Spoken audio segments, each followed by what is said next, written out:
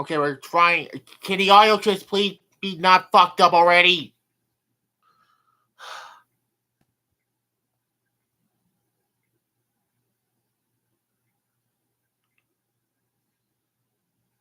Anyways.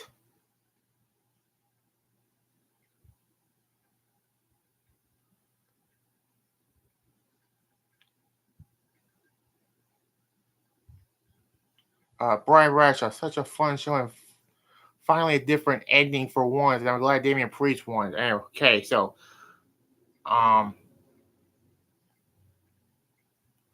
Money Bank 2023.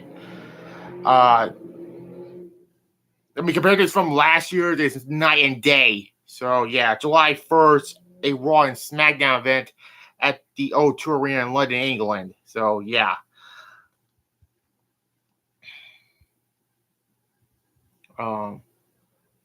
The feed is working now. Okay.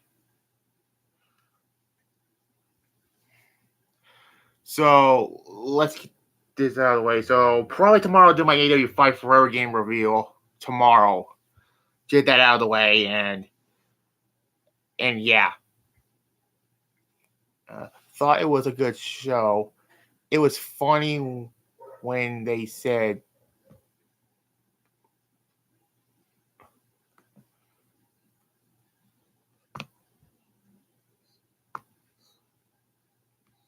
what that says B. What do you say?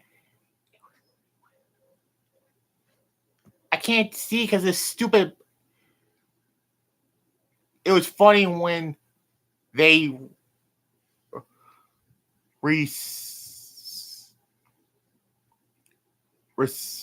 represented Judgment Day Bailey. I didn't know that. What? Anyways, let's get on to this show. So basically, yeah. We start with the first of the two Money in the Bank ladder matches, and the men started up this year's Money in the Bank ladder, opened up this year's pay-per-view. And yeah.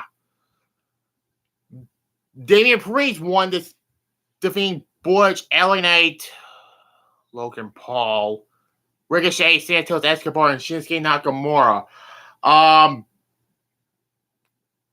Yeah. At least Logan Paul did not win, thank goodness. And yeah, this was a good ladder match. Yes, hashtag fire Logan Paul, please. Thank God Logan Paul didn't win. Yeah, thank goodness for that. Because, yeah, Logan Paul should not be in the wrestling world. Anyways, Priest won this match, and I don't know when he's going to cash in on. He's going to cash in on Steph, or he goes to SmackDown and cash in on the Roman, but who knows? He took the place of a real wrestler. Yeah, tell me about it. But I give this an 8 out of 10. Very good match. And yeah.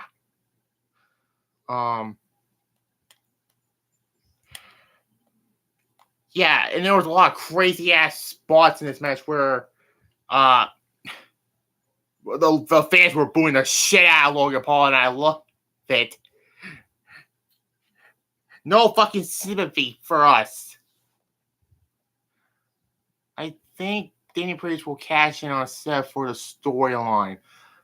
Maybe, because we'll get to the World Heavyweight Championship match later on, but anyways.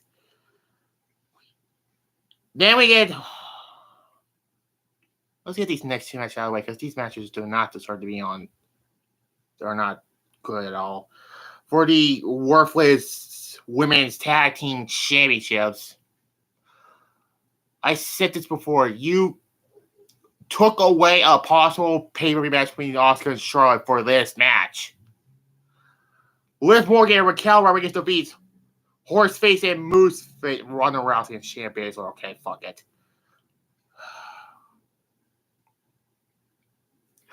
I mean,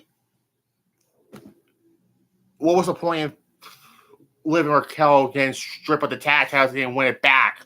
Like, after that. Surprise Shayna turned on Ronda. Yeah, that did happen, but guess what? It was still a bad match. I'm going to get to 2 because it went 9 minutes, so yeah.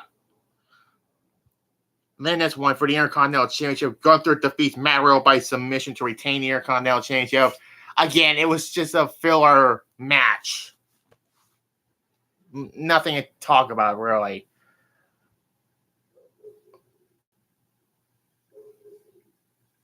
The crowd was on fire tonight. Yeah. A 3. And after this, Drew McIntyre made his return, and I guess that's going to be leading up to SummerSlam.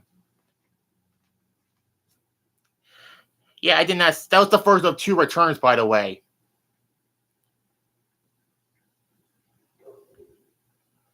Is everybody okay now in the live chat, by the way?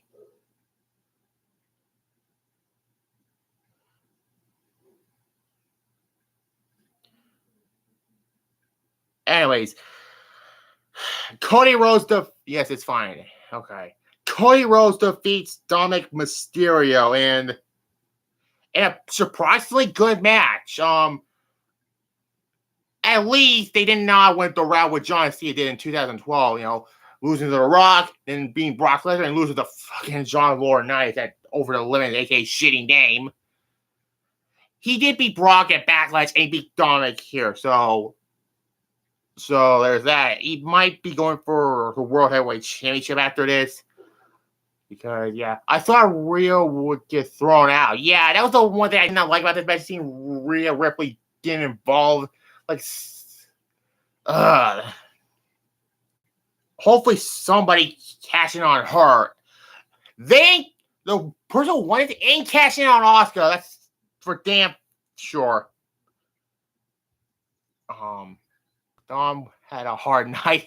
He was in jail laughing emojis. I didn't know I think it was just a funny thing to mess with her and him. Him. Yeah. At 7.5 I give it. Yeah, 7.5. Yeah. Anyways, then we get the women's Money to Bank ladder match, and Io Sky won this match, and I don't know, this one was a little off, and they did the same finish with the handcuffs from Clash of Champions 2020, and yeah, it was a good match, but I was like, oh, they did the same finish with the handcuffs. That was the one thing I did not like about this match, really.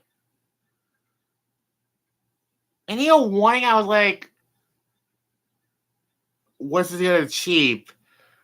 I mean, can they at least hold the briefcase longer than 24 hours or the same night, which, yeah.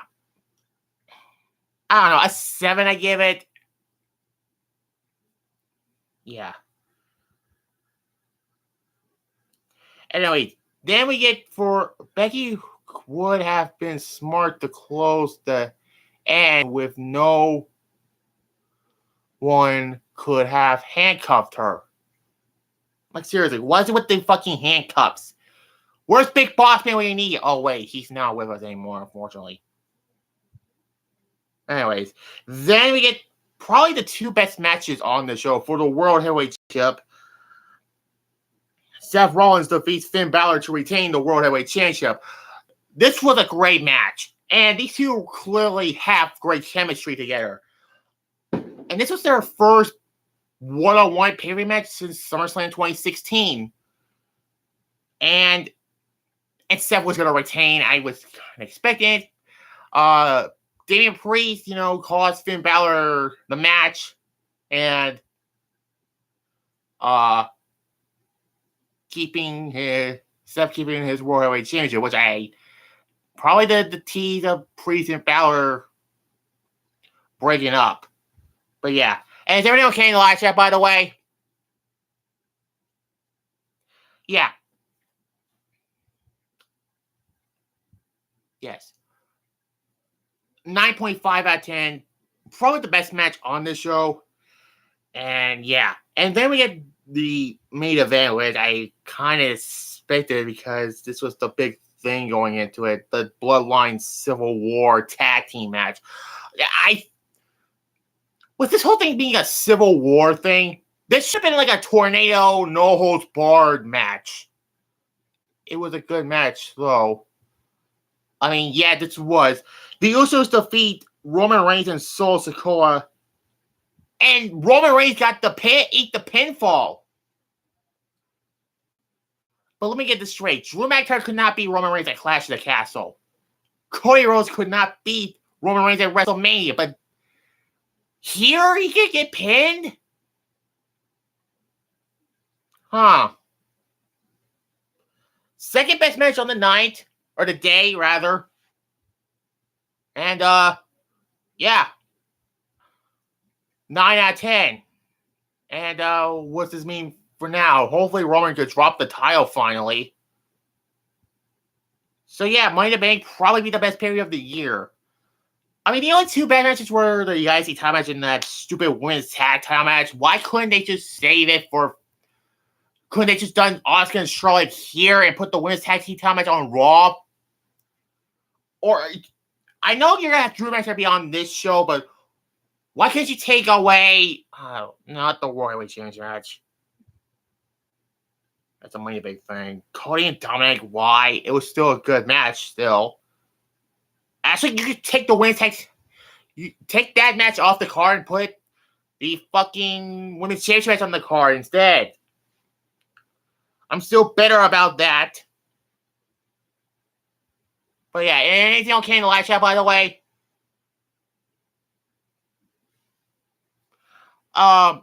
Yeah. Okay. So overall, I give the show a 7.8 out of 10. Yeah, probably the best pay-per-view of the year. The best pay-per-view of the year. And also, this was the first time... Oh, yeah, John Cena made his return on the show. I forgot to mention it. Yeah, he got interrupted by Grayson Waller, and he got AA after it.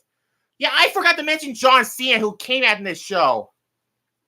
It was enjoyable. I hope Payback is good. Yeah, I'll be back Payback on September 2nd, so there's that. I'll talk about my experience in that review whenever I do it. Which, yeah. I forgot to mention John Cena on the show. What the... Let's see him mess him up. Anyways. Yeah. Like this, comment, and if you want to subscribe to both my channels, subscribe to both, and, yeah. Bye.